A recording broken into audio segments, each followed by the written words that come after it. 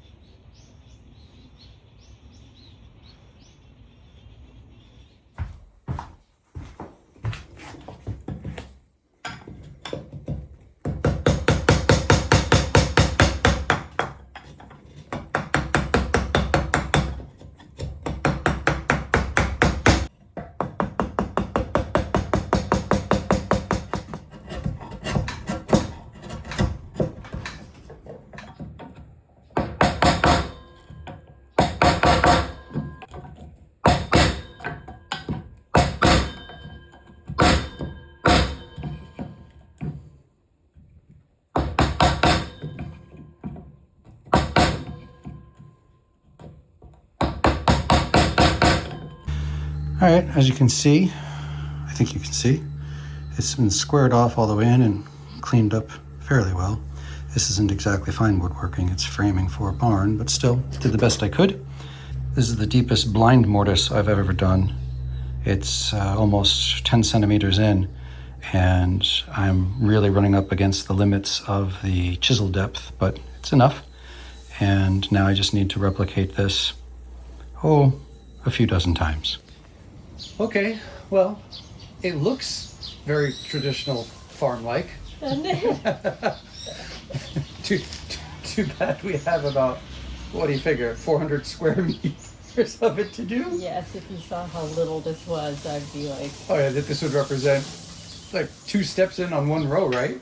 Something like that. Yes. Goodness gracious. Oh well, good experiment. Yes. Do you need me to lower one side of the... Yeah, hold on a second. Let me come up the other side. And that will allow us to, I think we'll do it this side. Give me a second. Okay. Does that help? Sure. Just to get it over this. Exactly. Okay. Yeah. And back on. All right, that's it. So I get 6 stalks. Okay. And here we go. All right.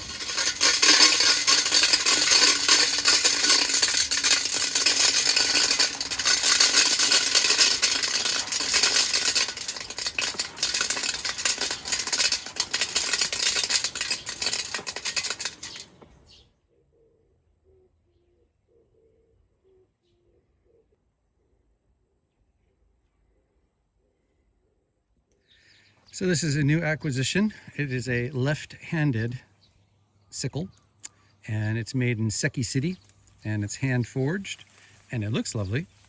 My Japanese neighbor told me that it was called a kigama. It's meant for cutting branches and the like, so it's quite sturdy. It's a little heavier than you would use normally in the field, but let's see how this works. I'm excited to try an actual left-handed sickle for myself.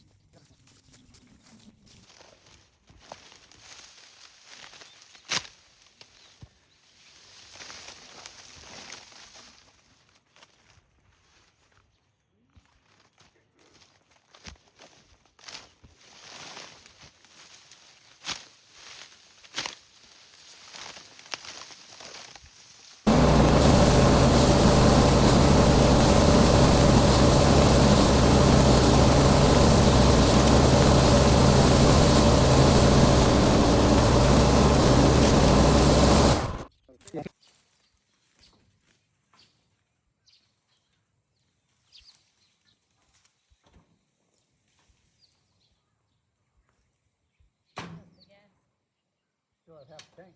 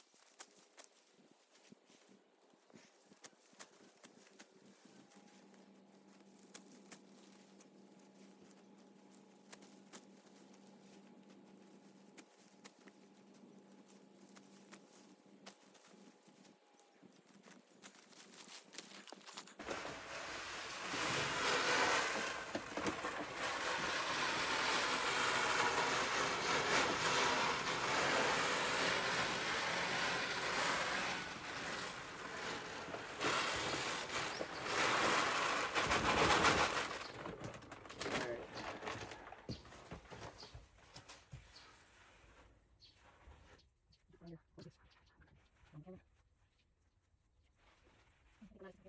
Alright.